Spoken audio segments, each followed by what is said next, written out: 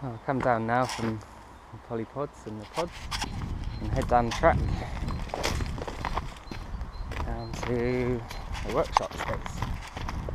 This used to be a donkey shed many years ago, and it was converted by another local artist into a workshop and dwelling space.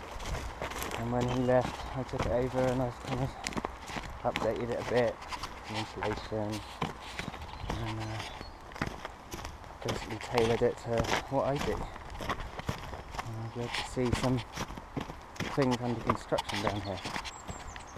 That solar panel there for our drill batteries and charging and whatnot. That's the shed space, divided into two halves. One side's open, one side's closed and insulated. We've got a wood burner in there. It's a cob oven arrangement, I'll show you that in a bit. Down here, it's the rather messy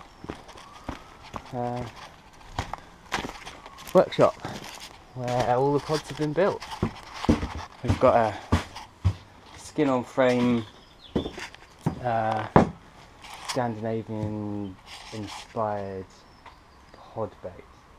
I say pod bait because it's not strictly a bait, it was designed as the base for another pod like the wheeled pod, which I'll show you later. But this one has been redesigned so that it is essentially a boat hull, so you should be able to push them down on its wheels into the water, take the wheels off and row it or sail it away. It's basically larch strips over a sweet chestnut frame or ribs, and then covered with oilskin again. Similar preparation to what's used for the pod roofs, slightly different in that there's some quartz dust in there which makes it tougher. There's also black iron oxide which hides the dirt and gives them quite a nice finish, I think, with the orange of the larch.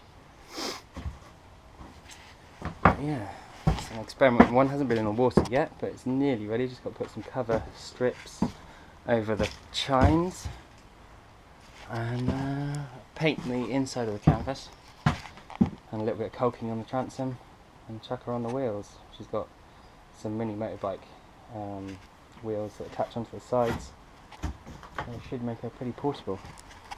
I'll show you another structure here. We've got another polypod. This is the original polypod. Didn't intend it to be a polypod in the kind of first instances. Basically I was messing around with this large beam up here, this arched beam. For a different structure it was going to be the one section of a 5-sided structure, but I just for fun raised it up on these legs that I had kicking around from a previous project. That means again a bit like the roof of the pentapod. Put it on those legs quickly and raised it up and thought, oh, that's a nice ridge on there, I like the look of that, and basically just started adding strips to it, bolting off the inside of here, adding strips down to a horizontal base plate, and then arch bases in between to bend them over. Something like a skin on frame kayak design, slightly inspired by that.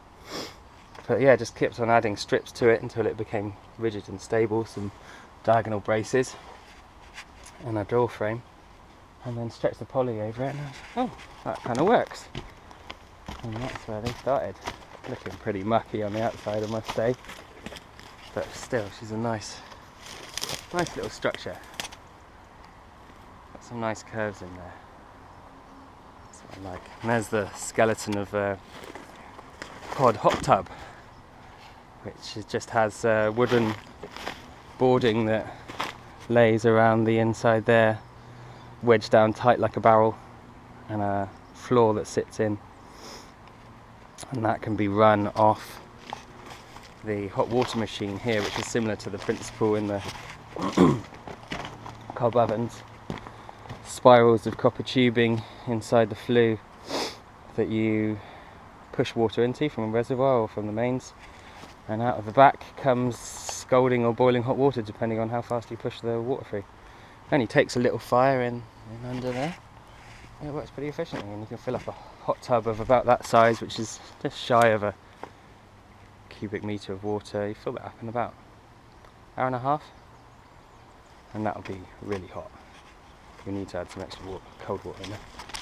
And there's the fun thing that I added to the top of the hot tub, because it's got a bike wheel for the hub. I thought, well, I might make use of that, and so I made a quick wind turbine, some sails to catch the wind, and it worked fairly well. You need a bit of weight in the bottom, you need to have it full of water to stop it blowing over in a strong wind, but fun little experiment. So you get a bit of drive on what I attached the old drill chuck to, so you get a bit of drive, and I thought maybe you could use that for pumping water in, maybe. Anyway, just an idea I'm messing with. There we go, this is the workstation. In a bit of a transition at the moment, doing some tidy up, sorting out, but also trying to work at the same time, which is why there's a bit of a mess. Sorting out my timbers, seeing what I've got some bits of yew and such like. Just clean them up, see what they look like. But yeah, that's it at the minute. Messy, but home.